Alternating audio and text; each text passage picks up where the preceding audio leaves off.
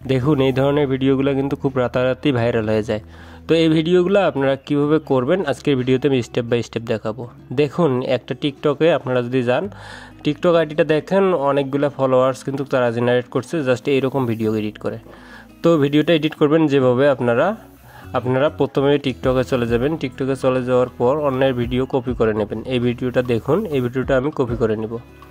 তো এই ভিডিওটাকে কপি করার জন্য ওয়াটারমার্ক ছাড়া ডাউনলোড করার জন্য আমাকে যেটা করতে হবে, ক্রোম ব্রাউজারে গিয়ে টিকটক ডাউনলোডার লিখে সার্চ করব। নিচের দিকে দেখতে পারবো অনেকগুলো ওয়েবসাইট নিয়ে আসছে। তো এইখান থেকে আমরা নিচের দিকে দেখতে পারবো একটা ওয়েবসাইট আছে, তো সেই ওয়েবসাইটটা আমরা প্রবেশ করব। প্রবেশ করার পর টিকটকে আবার চলে আসবো। আসার পর এখান থেকে কপি লিঙ্ক করে নেব।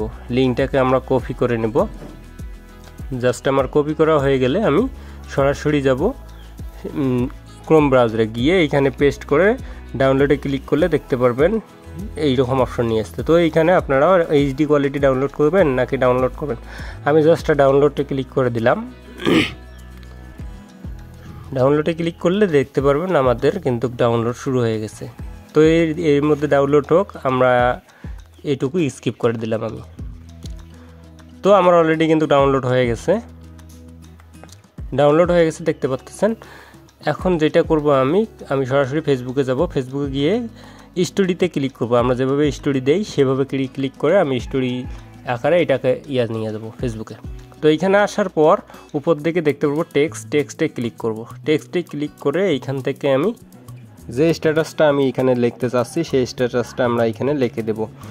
তো এইখানে লেখা হয়ে গেলে দেখতে পারবেন অনেক সুন্দরভাবে কিন্তু জেনারেট হইতেছে। তো এগুলো আমি লিখলাম, লেখার পর নিচের দিকে কালার আছে, তো কালারে আমরা চেঞ্জ করে দিতে পারবো। তো এটাকে পজিশন মতন বসায় নেব। আমি যে স্ট্যাটাসটা আমি লিখবো সেই স্ট্যাটাসটা এখানে লিখে দিলাম।